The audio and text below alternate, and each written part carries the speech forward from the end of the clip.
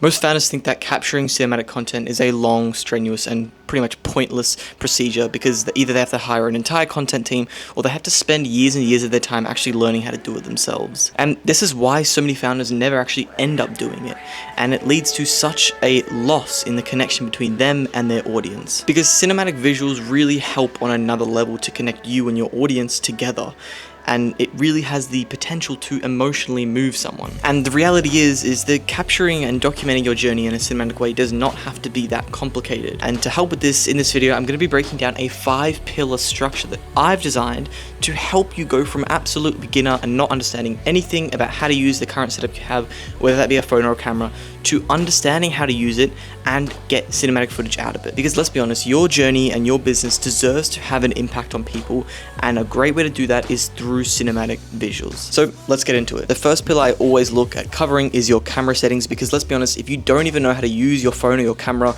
to begin with, then getting videos in general is going to be pointless. Now, the first camera setting to cover itself is frame rate. Now, the two most common types of frame rates that people will shoot at is either 24 frames per second or 60 frames per second. Frames per second just refers to how many photos are taken in that second to make that video. Now, 24 frames per second is usually used in a lot of Hollywood sort of movies and a lot of that sort of stuff, whereas 60 frames per second is a lot smoother and has the potential to be slowed down. And once you've decided what frame rate you want to work with, that's again dependent on what sort of setup you're working with, if it's a phone or a camera, then you can go to your shutter speed. Now, the rule for the shutter speed is make it double whatever your frame rate is. So let's say, for example, I'm shooting at 24 frames per second. My shutter speed will then be set to 1/50th of a second. And if I'm shooting at 60 FPS, then my shutter speed will be set to 1/120th of a second. The reason you should follow this rule is because the footage that you get actually looks as similar as it would from the human eye. So it just looks a lot more realistic to other people. After you've got your frame rate and your shutter speed down, I usually go on to fixing up my aperture. Now, usually if you're an entrepreneur or a founder on the go and you're just documenting quickly,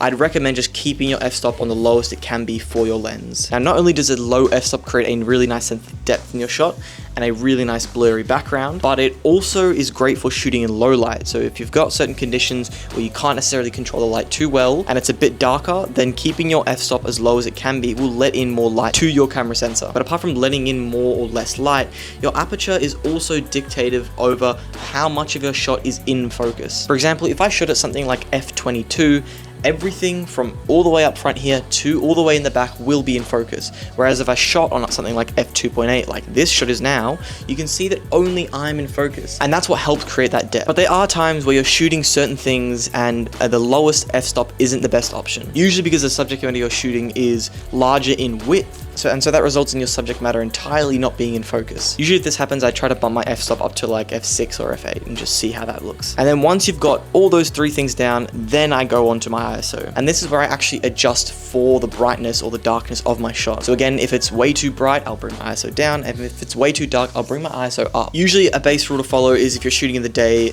keep your ISO between 100 to 500. And then if you're shooting at night, you can bring it up around 1,000 to 3,000, around that sort of area. But again, this is very dependent on the sort of conditions you're shooting at and what other lighting is there. So even if you're shooting at night but there's a lot of lights, maybe you don't need to push it as high as 1,000 and it could be set at something like 600. But that's the great thing about ISO is you can just adjust it. Once you've fixed all your other settings, you can just use that to adjust for your exposure of your shot. Another big camera setting that dictates how your shot actually comes out is the way that you're focusing or your focus mode.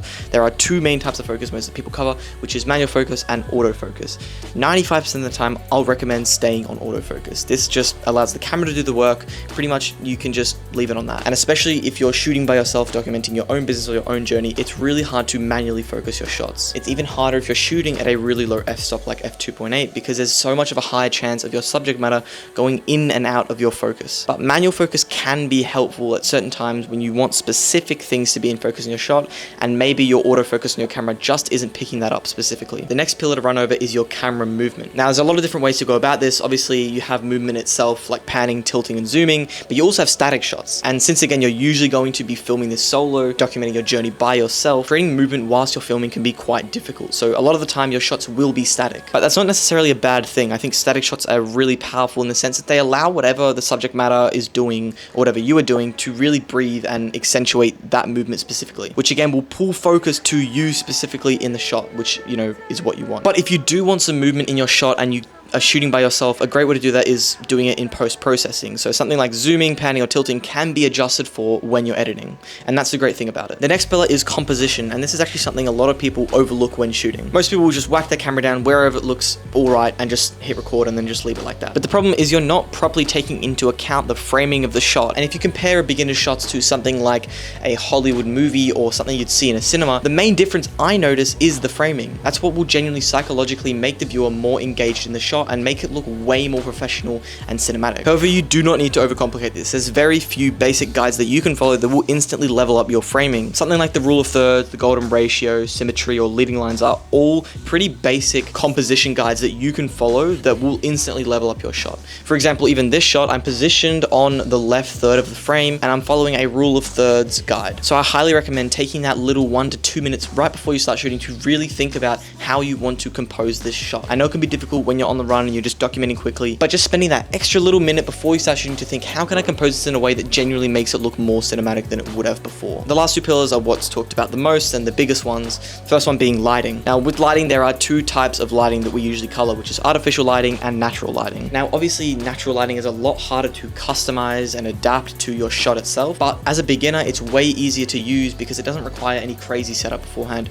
As well, it doesn't require any crazy investment, because let's be honest, what's the point of investing so much money into all this pro-grade lighting if you have no idea how to use it? So when it comes to shooting with natural lighting, one of the biggest tips I have is shooting shadow side. This pretty much means that whenever some sort of a light source is hitting your subject matter, could be your face, it could be you, could be someone else, whatever it might be, there's usually going to be a highlight section and a shadow section. As you can see on this, I've got my shadow section here, my highlight section is here. And the simplest change you can do is simply pointing your camera towards the shadow side. This will help make your shot less dull, it will add more depth to you or the subject matter or whatever you're shooting, and it helps to create a nice outline around your subject matter where your highlights are. And this change can literally take like 2 seconds. Just move your camera to where it's pointing to the shadow side of your subject matter, and that is it. The other thing that I cover when it comes to natural lighting is harsh and soft light. Harsh light can be a lot harder to work with, it can be more unappealing to the eye, and as well it can be a lot harder to actually expose for when you're working with your camera settings. So usually I try to work with soft light as much as I can. This is just because it disperses across your subject matter easier and just in general looks nicer. So what I recommend is if you're shooting with a window as your main light source, I recommend putting some sort of white linen thin curtain over it that will just diffuse the light itself and make the look a lot softer. And the last pillar is color grading. This is the biggest one that people talk about when it comes to cinematic footage, and usually people will just go straight into downloading some sort of a plugin. It might be Cinegrams, it might be Dehancer, something like that that just instantly gets you that filmic look. And whilst these are great programs with really powerful tools in them, I still highly recommend learning the basics that come with color grading. These are things like your curves, your basic adjustments, how to properly fix your white balance. These sort of things are crucial when you want to get cinematic footage, and it's what's going to give you that really good base to work on when color grading with certain plugins like Dehancer. So a great way to play around with this sort of stuff is simply just testing some footage, getting some random footage that you have that you've filmed and playing around with basic adjustments, curves, and your white balance. Really understanding how your whites, your blacks, your highlights, your midtones, your shadows, contrast, exposure, all these different settings impact the footage that you're creating. And this sort of refinement and trial and error period is also great to figure out what sort of style of grade you enjoy for your content, because then that alone can help build a really solid grade around your own footage, which helps people identify your footage like that. And another big part to color grading that I don't really hear many people talking about whatsoever is the actual psychological effect of different colors on people, because different colors affect people differently. When you think of, for example, the color red, your brain instantly will think of things like love, anger, and passion, and that will instantly correspond emotionally to your viewers. So if you want a certain emotion to be evoked with your footage, then you can push for that emotion to be evoked by simply adding more of that color in. Now that doesn't mean filming something and then just making the footage that color. It means thinking about it before you're filming and then enhancing that in post. Now learning and getting down these 5 pillars really well can be quite a long process and usually requires a lot of trial and error. A lot of testing footage, a lot of testing lighting setups, a lot of testing different sort of ways of grading things and different types of movements to feel what you think looks good for your own story. So understanding that going through the process of filming can often be a bit of a strenuous process at first,